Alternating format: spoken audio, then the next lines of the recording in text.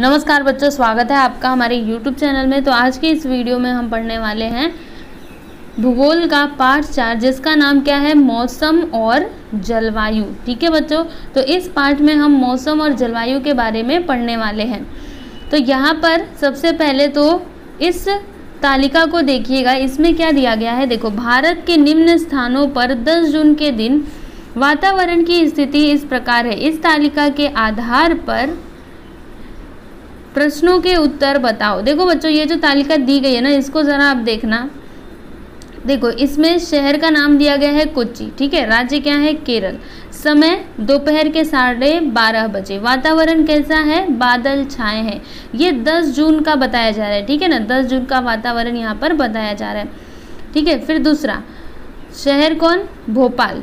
राज्य कौन सा, मध्य प्रदेश। और समय दोपहर के 12:30 बजे। और यहाँ पर क्या है, कड़ी धूप फैली हुई है। और मसूरी, ठीक है, ये तो शहर का नाम है मसूरी। राज्य क्या है, उत्तराखंड। दोपहर के 12:30 बज रहे हैं। और यहाँ का वातावरण कैसा है, ठंडी हवा और हल्की धूप है।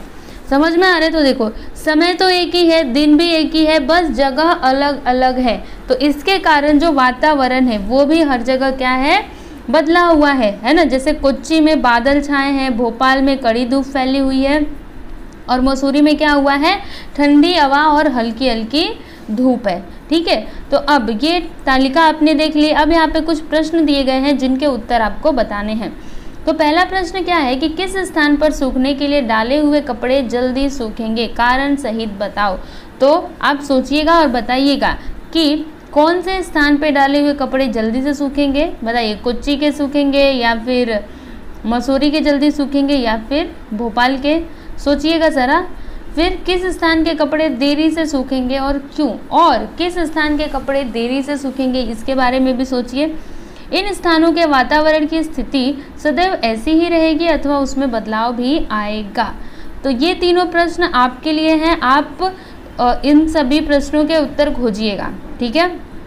अगर उत्तर ना मिले तो कोई बात नहीं, इस भौगोलिक स्पष्टीकरण में आपको इन प्रश्नों के उत्तर मिल जाएंगे। तो चलिए देखते हैं यहाँ पर भौगोलिक स्पष्टीकरण क्या दिया इसमें कि उपरोक्त प्रत्येक स्थान पर 10 जून के दिन वातावरण की स्थिति भिन्न भिन्न है। जो हमने ऊपर देखा है ना, इसमें अगर आप देखोगे तो 10 जून, देखो दिन तो वही है, 10 जून ही है, लेकिन फिर भी यहाँ का जो वातावरण है, ठीक है, वो क्या है, अलग अलग है। कोच्चि का अलग है, भोपाल का अलग है, मसूरी का अलग है कि नहीं।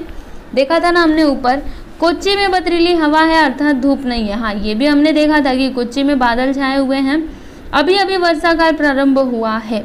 तो इसका मतलब क्या हुआ, देखो बादल छाए हैं मतलब क्या, अभी अभी वर्षा काल क्या हुआ है, प्रारंभ हुआ है, मतलब शुरू हुई है अभी अभी बारिश, मतलब बारिश का मौसम अभी अभी आया है, ठीक है।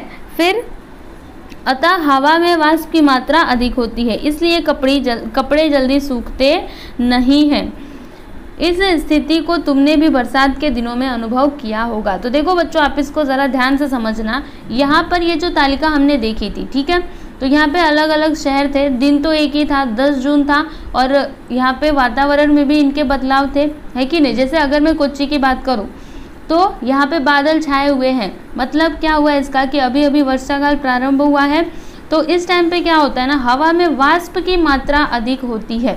वाष्प मतलब क्या, भाप, इसलिए यहाँ पर कपड़े जल्दी नहीं सूखते हैं। इस स्थिति को आपने भी बरसात में अनुभव किया होगा कि जो वातावरण रहता है ना, वो कैसा, जो हवा हमारे आसपास होती है, उसमें क्या होता है, वाष्प होता है, भाप होता है, ठीक है। कब होता है, जब इस तरह का वातावरण बना होता है, तब जब बादल छाए रहते हैं, अभी अभी बारिश का मौसम स्टार्ट हुआ रहता है तब, ठीक है।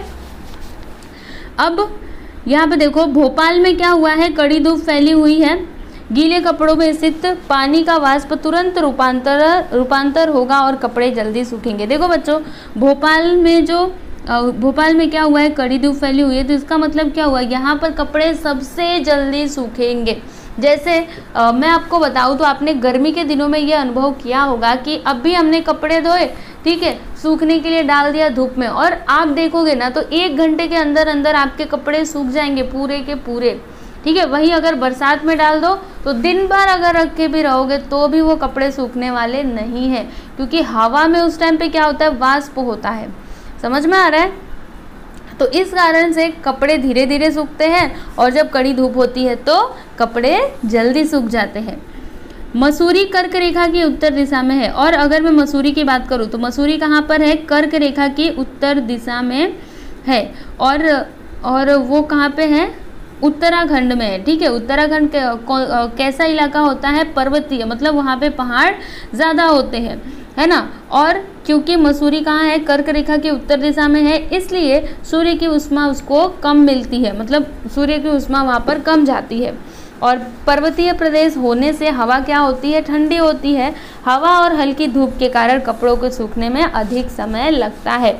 देखो, एक तो धूप भी कम आ रही है और हवा भी कैसी है? ठंडी है। ठीक है, तो हवा, ठंडी हवा और हल्की धूप के कारण कपड़ों को सूखने में क्या लगता है? समय लगता है, जल्दी कपड़े नहीं सूखते हैं। आगे देखो, वातावरण की उष्णता, वाष्प और बहती हवा से भी कपड़े जल्दी सूखते हैं। देखो बच्चों, कपड़े कब कब जल्दी सूखते हैं? तो वातावरण की उष्णता मतलब क्या होता है? ताप, गर्मी। ठीक है, वातावरण की गर्मी, वाष्प मतलब भाप, और बहती हवा से भी कपड़े जल्दी सूखते हैं। मतलब हवा बहती रहेगी ना, तो कपड़े आपके जल्दी से सूख जाएंगे। इस प्रकार वातावरण में निरंतर परिवर्तन होते रहते हैं। वातावरण में होने वाले इन परिवर्तनों का हम भी सदैव अनुभव करते हैं। और इसी तरह से बच्चों, जैसे हमने ऊपर देखा ना कैसे वातावरण में परिवर्तन हो रहे थे, वैसे ही हमेशा वातावरण में परिवर्तन होते रहते हैं, जिनका अनुभव हम करते हैं। जैसे कभी कभी बारिश का मौसम आ जाता है ना, कभी खूब काले काले बादल छा जाएंगे, बारिश होने लगेगी। फिर कभी कभी क्या होता है, एकदम ठंडी ठंडी हवाएं चलती हैं, कभी एकदम कड़ी धूप, अरे बाप रे, घर से बाहर निकलने का मन ही नहीं करता है ना, इतनी कड़ी धूप होती है। फिर और भी आपने अनुभव किए होंगे, है ना, मौसम को लेकर के। चलिए, अब यहाँ पर क्या है? बताओ। तो बताना क्या है आपको कि जिस परिसर में आप रहते हैं उस परिसर के कल और आज के वातावरण के साथ निम्न में से कौन कौन से कथन संगति रखते हैं, वह देखो। उन कथनों को छोड़कर अन्य कौन से कथन तुम्हें सोचते हैं? तो चलो देखते हैं बच्चों, यहाँ पे कथन दिए गए हैं। सुबह ठंड थी, तो बताइएगा, आपको 2 दिनों का लेना है, मतलब कल और आज, जैसे जो कल बीता है ना वो और आज। ठीक है, तो कौन कौन से कथन आपको सूट करते हैं, आपको समझ में आ रहे हैं? चलो देखो, सुबह ठंड थी, तो क्या सुबह ठंड थी? अगर आपके यहाँ पे कल सुबह ठंड थी तो आप बोल सकते हो हाँ थी। दोपहर में गर्मी लग रही थी, तो हाँ, दोपहर में तो गर्मी लगती है, गर्मी के दिनों में तो दोपहर में बहुत गर्मी लगती है। दोपहर में अचानक बरसात हुई। तड़के ठंडी हवा चल रही थी, मतलब ठंडी ठंडी हवा चल रही थी। शाम के समय बादल छाए गए थे। रात में बहुत सुंदर चांदनी फैली हुई थी, हवा के भी मस्त झोंके चल रहे थे। तो बताइए कौन सा कथन आपको सूट करता है? ठीक है, कौन सा आपके ऊपर बैठता है, इसके बारे में आप, मतलब ये आपको बताना है। अभी बताना कैसे है, मतलब आपको इसके बारे में थोड़ा सा विचार करना है। ठीक है ना। अब यहाँ पर मैं बात करने वाली हूँ मौसम की। तो बच्चों, मौसम होता क्या है इसको आप समझ लीजिए।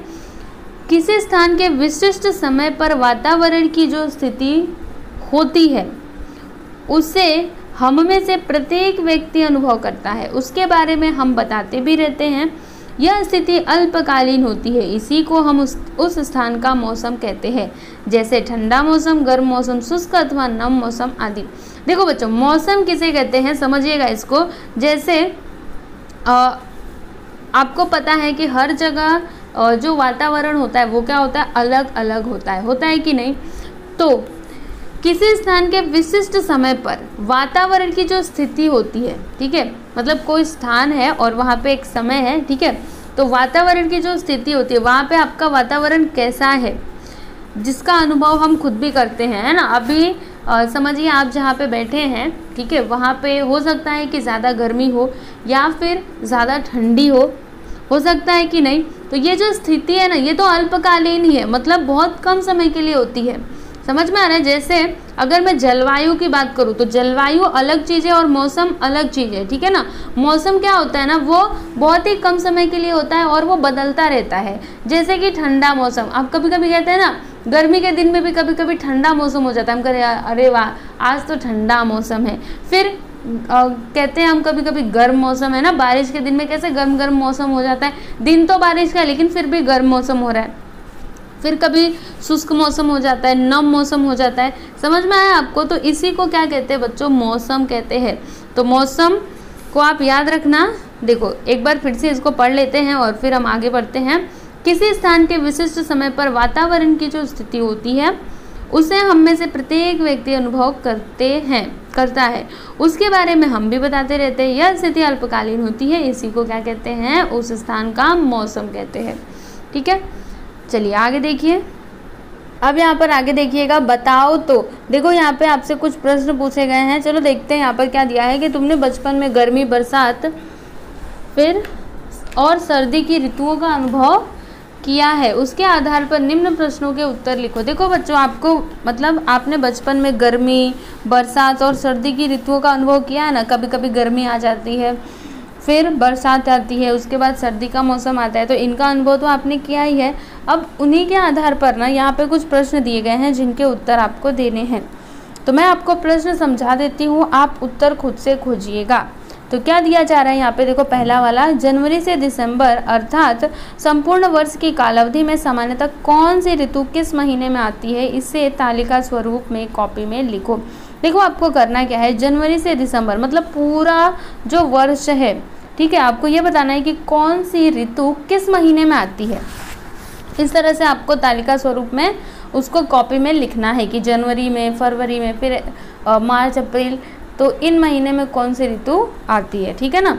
वर्षा काल में हम कौन से विशेष कपड़े पहनते हैं? अच्छा, ज़रा इसके बारे में भी सोचिएगा कि जब बारिश का मौसम होता है तो हम कौन से कपड़े पहनते हैं, मतलब विशेष करके कौन से कपड़े पहनते हैं, ज़रा इसके बारे में सोचो। ऊनी कपड़े हम कब पहनते हैं? हाँ, इसके बारे में भी सोचिएगा कि ऊनी कपड़े आप कब पहनते हैं।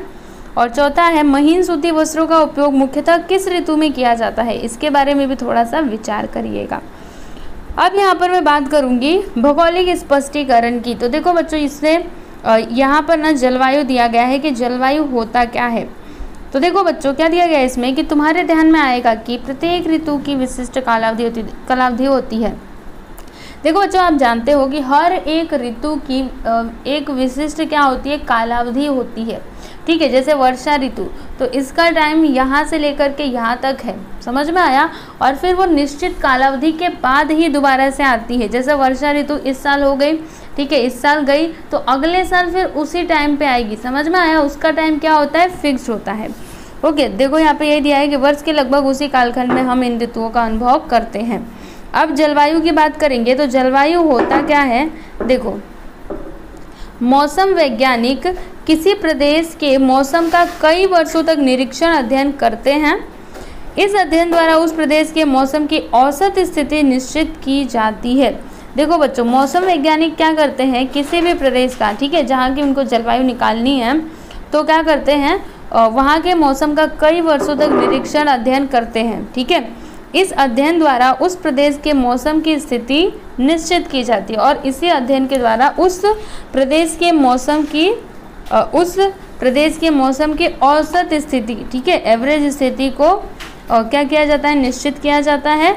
मौसम की यह दीर्घकालीन औसत स्थिति ही उस प्रदेश की जलवायु कहलाई जाती है। मतलब देखो, मौसम की जो औसत, जो दीर्घकालीन होगा, मतलब जैसे जो ज़्यादा समय तक रहता होगा, ठीक है, उसी स्थिति को क्या कहते हैं बच्चों? मतलब उसी को क्या कहते हैं? उस प्रदेश की जलवायु कहते हैं। जैसे, ठीक है, उदाहरण से समझेंगे, शीत और शुष्क जलवायु, गर्म और नम, अथवा गर्म और शुष्क जलवायु। ठीक है, अब आगे देखिएगा, मौसम में तापमान, हवा, आर्द्रता आदि के कारण बार बार परिवर्तन होते दिखाई देते हैं। ये सभी मौसम के घटक हैं। देखो बच्चों, हमने देखा होगा मौसम में बार बार परिवर्तन होते रहते, कभी हवा तेज हो जाती है तो कभी हवा गर्म, कभी ठंडी हो जाती है। तो ये सभी क्या है? मौसम के घटक है। समझ में आया? ये सभी मौसम के घटक है, इसको ध्यान में रखना। उनका हमारे दैनिक व्यवहार और जीवन पद्धति पर प्रभाव पड़ता है। सही बात है। जलवायु के बारे में बताने के लिए मौसम के इन घटकों का विचार किया जाता है।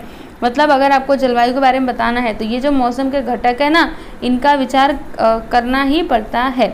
अभी मौसम के घटक की बात करेंगे। देखो, तापमान क्या है? मौसम का घटक है। फिर वायु दाब, उसके बाद पवन, आर्द्रता मतलब नमी, वृष्टि, ये सभी क्या है बच्चों? मौसम के घटक है। तो चलिए तापमान के बारे में पढ़ते हैं। तो तापमान होता क्या है? भूपृष्ठ को सूर्य से ऊष्मा मिलती है, सही बात है ना। सूर्य से जो हमारी धरती है, जो हमारा भूमंडल है, इसको क्या मिलता है बच्चों, ऊष्मा मिलती है ना। इस ऊष्मा के कारण भूपृष्ठ क्या हो जाता है, गर्म हो जाता है, और इसी ऊष्मा की वजह से, सूरज की किरणों की वजह से ही क्या होता है, जो धरती है वो गर्म हो जाती है। गर्म हुए भूपृष्ठ के सानिध्य में जो हवा होती है वह गर्म हो जाती है। ये बात भी सही है। देखो सूर्य की जो ऊष्मा है वो भूपृष्ठ पे पड़ी, जिसकी वजह से भूपृष्ठ गर्म हुई। अब भूपृष्ठ के आसपास जो हवा होती है वो गर्म हो जाती है। इसके पश्चात हवा की ऊपरी परतें क्रमशः गर्म होती जाती है। उसके बाद क्या होता है, जो हवा की परतें होती हैं, ठीक है, वो एक एक करके गर्म होती जाती हैं। अतः जैसे जैसे समुद्र तल से ऊंचाई पर जाते हैं वैसे वैसे हवा का तापमान कम होता जाता है। सामान्यतः विषुवत रेखा से दोनों ध्रुवों की ओर तापमान कम होता जाता है। देखिए यहाँ पे क्या बताया गया है कि अतः मतलब क्या होता है कि जैसे जैसे हम समुद्र तल से ऊंचाई पर जाते हैं वैसे वैसे हवा का तापमान क्या होता जाता है, गर्म होता जाता है, क्योंकि हवा गर्म हो रही है ना। और सामान्यतः विषुवत रेखा से दोनों ध्रुवों की ओर तापमान कम होता जाता है। मतलब विषुवत रेखा से जब दोनों ध्रुवों की तरफ जाते हैं तो तापमान क्या होता जाता है, कम होता जाता है। जैसे उत्तरी ध्रुव होता है ना, फिर दक्षिणी ध्रुव, तो इधर जाएंगे या फिर इधर जाएंगे, चाहे इधर जाएंगे, तो क्या होता जाता है, तापमान कम होता जाता है। समझ में आया आपको। अब मैं बात करने वाली हूँ वायु दाब की। तो वायु दाब क्या होता है, देखो हवा का भार होता है, हम सभी जानते हैं हवा का भार होता है, अतः हवा का दाब उत्पन्न होता है। हवा के दाब को वायु दाब कहते हैं। देखो बच्चों, वायु दाब किसको कहते हैं, जो हवा का दाब होता है उसी को क्या कहते हैं, वायु दाब कहते हैं, है ना। हवा का भार होता है, ऐसा नहीं हवा हल्की नहीं होती है, ठीक है, उसका मतलब उसका भी एक भार होता है। हवा का क्या होता है, भार होता है। अतः हवा का दाब उत्पन्न होता है, जिसका भार रहेगा उसका दाब भी उत्पन्न होगा, और हवा के दाब को क्या कहते हैं, वायु दाब कहते हैं। वातावरण की सबसे निचली परत पर ऊपरी हवा की परतों का दाब पड़ने से हवा की घनता बढ़ जाती है। अब इसको समझिएगा। देखो वातावरण की सबसे निचली परत, मतलब वातावरण की जो सबसे निचली परत होती है उस पर ऊपरी हवा की परतों का, देखो जो निचली परत रहती है उस पर ऊपरी हवा की जो परतें होती है, ठीक है, उनका दाब पड़ने की वजह से, देखो बच्चों ये निचली हवा, अभी ऊपरी हवा, ठीक है, ऊपरी हवा के जो परतें हैं उन पर क्या पड़ रहा है, मतलब उनका दाब पड़ने से क्या होता है, जो हवा की घनता है ना वो बढ़ जाती है। फलस्वरूप भूपृष्ठ के समीप वायु का दाब अधिक होता है, जिसका परिणाम क्या होता है कि भूपृष्ठ के बाद, ठीक है, जो हमारा भूपृष्ठ है इसके पास क्या होता है, जो हवा का वायु का दबाव है वो अधिक होता है। ऊंचाई के अनुसार वह कम होता जाता है, और जैसे जैसे आप ऊपर जाते जाओगे ना तो वो कम होता जाएगा। यह हुआ ऊर्ध्व वायु दाब। ये तो वो ऊर्ध्व वायु दाब हमने बताया ना कि वायु दाब जब नीचे मतलब दाब पड़ता है निचली परतों पे, तो यहाँ पे घनता बढ़ती जाती है, राइट। और ऊंचाई पर अगर जाएंगे तो वायु का दबाव क्या होता जाता है, कहाँ गया, ऊंचाई के अनुसार वह कम होता जाता है, ठीक है। यह क्या है, ऊर्ध्व वायु दाब है। तापमान में पाए जाने वाले अंतर के कारण भी वायु दाब में परिवर्तन आता है। मतलब अगर तापमान बदलता है तो वायु दाब भी बदलता रहता है। ये परिवर्तन क्षैतिज समानांतर दिशा में होते हैं। फलतः हवा का रूपांतर पवन में होता है। अब पवन क्या होता है सुनिएगा। वायु अधिक वायु दाब से कम वायु दाब की ओर क्षैतिज समानांतर दिशा में बहने लगती है, उसे पवन कहते हैं। कम और अधिक वायु दाब के अंतर पर पवन की गति निर्भर होती है। देखो बच्चों, अभी ऊपर मैंने आपको क्या बताया कि तापमान में पाए जाने वाले अंतर के कारण भी वायु दाब में परिवर्तन होते हैं ना। तापमान में अगर अंतर हुआ तो वायु दाब में परिवर्तन होते हैं। ये परिवर्तन कैसे होते हैं, क्षैतिज समानांतर दिशा में होते हैं। ऐसे ऊर्ध्व नहीं होते, कैसे होते हैं, ऐसे, ठीक है, क्षैतिज। समझ में आ रहा है। फलतः हवा का रूपांतर किस में हो जाता है, पवन में हो जाता है। ये तो ऐसे गई तो ऊर्ध्व रहा तो हवा है, ठीक है, लेकिन जब ऐसे जाएगा तो इसको हम क्या बोलेंगे, पवन बोलेंगे। तो पवन क्या होता है, देखो ध्यान से समझना। वायु अधिक वायु दाब से कम वायु दाब की ओर क्षैतिज समानांतर दिशा में बहने लगती है। देखो वायु अधिक वायु दाब से, मतलब समझिए यहाँ पर क्या है, अधिक वायु दाब है, तो ये अधिक वायु दाब से कम वायु दाब की ओर क्षैतिज समानांतर दिशा में बहने लगती है। मतलब जहाँ पे कम वायु दाब रहेगा ना, जब वो उधर बहेगी, ठीक है, और जो हवा होती है ना वो ऐसे ही बहती है। मतलब अगर यहाँ पर क्या है, अधिक वायु दाब है और यहाँ पे कम है, तो ये इधर ही जाएगा, ये वाला इधर नहीं, ये इधर आएगा, ठीक है। तो इसी को हम क्या कहते हैं बच्चों, पवन कहते हैं। कम और अधिक वायुदाब के अंतर पर पवन की गति निर्भर होती है, और वायुदाब के अंतर पर ही क्या निर्भर होती है, पवन की गति निर्भर होती है। अब मैं बात करने वाली हूँ नमी अर्थात आर्द्रता, ठीक है। तो वातावरण में वाष्प होता है, हमको पता है। जिस हवा में वाष्प की मात्रा अधिक होती है वह हवा नम होती है, ठीक है। मतलब जिस हवा में वाष्प की मात्रा क्या होगी, अधिक होगी, उसे हम क्या कहेंगे, उस हवा को नम कहेंगे, ठीक है। वातावरण में स्थित नमी को आर्द्रता कहते हैं, और वातावरण में जो नमी स्थित होती है उसको क्या कहते हैं, आर्द्रता कहते हैं। वातावरण में स्थित आर्द्रता की मात्रा तापमान पर निर्भर करती है। अधिक तापमान वाली हवा में अधिक वाष्प व्याप्त हो सकता है। मतलब अगर अधिक तापमान वाली हवा है तो उसमें अधिक वाष्प हो सकता है। अब बात करने वाले वृष्टि की। तो वृष्टि क्या होता है, देखो बच्चों, हवा में स्थित वाष्प का पानी और हिम में होने वाला रूपांतर, उनका पुनः पृथ्वी पर आना, इसे वृष्टि कहते हैं। देखो वृष्टि को आप ऐसे समझ सकते हैं, बारिश, ठीक है। क्या होता है, पहले जो धरती पर का पानी है, समुद्र है, नाले है, नदी है, ठीक है, उनका पानी भाप बन करके ऊपर जाता है, फिर उससे बादल बनते हैं, है ना। उसके बाद फिर वो बादल पानी बरसाते हैं, तो वो पानी पुनः पृथ्वी पर आता है। इसी प्रोसेस को हम क्या कहते हैं, वृष्टि कहते हैं, ठीक है। वर्षा, हिमपात, देखो वर्षा वृष्टि का ही रूप है। हिमपात बोलो, हिमपात मतलब बर्फ गिरने लगता है, फिर ओला भी पड़ता है, तो ये सभी वृष्टि के रूप हैं। मौसम कैसा है यह अलग अलग समय के अनुसार बताया जाता है। तो जलवायु दीर्घकालीन परिस्थिति के अनुसार बताई जाती है। देखो बच्चों, इसको ध्यान में रखना। हो सकता है कि अंतर आपसे पूछ दे कि मौसम और जलवायु के बीच का अंतर बताओ, तो क्या बताओगे, ध्यान से सुनो। जो मौसम होता है ना, ये अलग अलग समय के अनुसार बताया जाता है ना। सुबह पे ठंडी थी तो दोपहर में गर्मी थी, रात में थोड़ी ठंडी थी, ठीक है, मौसम बड़ा सुहावना था। तो ये सभी क्या है, मतलब ये जो हम बता रहे, ये क्या बता रहे हैं, मौसम के बारे में बता रहे हैं। और तो अब अभी जलवायु क्या होती है, जलवायु दीर्घकालीन परिस्थिति के अनुसार बताई जाती है। मतलब दीर्घकालीन, ज़्यादा समय तक कौन सी परिस्थिति है उसके अनुसार जलवायु बताई जाती है। मौसम में सतत परिवर्तन होता है और वह बड़ी सहजता से अनुभव होता है। मौसम जो है, ठीक है, मौसम में निरंतर परिवर्तन होते ही रहते हैं और वो हमको अनुभव भी हो जाता है। जलवायु में होने वाले परिवर्तन दीर्घकाल के बाद होते हैं और वे सहजता से अनुभव नहीं होते हैं। और जो जलवायु परिवर्तन होते हैं ना, वो ज़्यादा समय के बाद होते हैं और ये अनुभव सहजता से अनुभव नहीं होते। जैसे मौसम का हम अनुभव कर लेते हैं, वैसे जलवायु का नहीं कर पाते हैं। अक्षांशीय स्थान, समुद्र तल से ऊंचाई, समुद्री समीपता, सागरीय धाराएं जैसे कारक जलवायु को प्रभावित करते हैं। इसके अतिरिक्त पर्वत श्रेणी या भूमि के प्रकार, स्थानीय हवाएं आदि कारक भी संबंधित प्रदेश की जलवायु पर प्रभाव डालते हैं। थोड़ा विचार करो, विचार करना क्या है।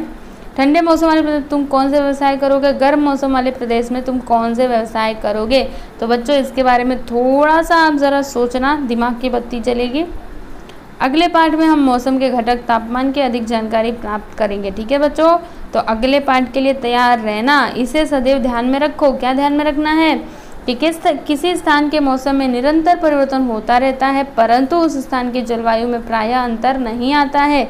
सभी स्थानों की जलवायु एक समान नहीं होती। हमारे देश में कहीं शीत तो कहीं गर्म तो कहीं नम तो कहीं शुष्क जलवायु पाई जाती है, ठीक है बच्चों।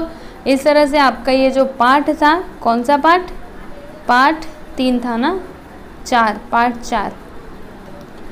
4 मौसम और जलवायु ख़त्म होता है। और मुझे ऐसा लगता है कि आप लोग को ये पार्ट समझ में आया होगा, लेकिन फिर भी अगर कुछ नहीं समझा है तो आप मेरे को कमेंट करके पूछ सकते हो, ठीक है।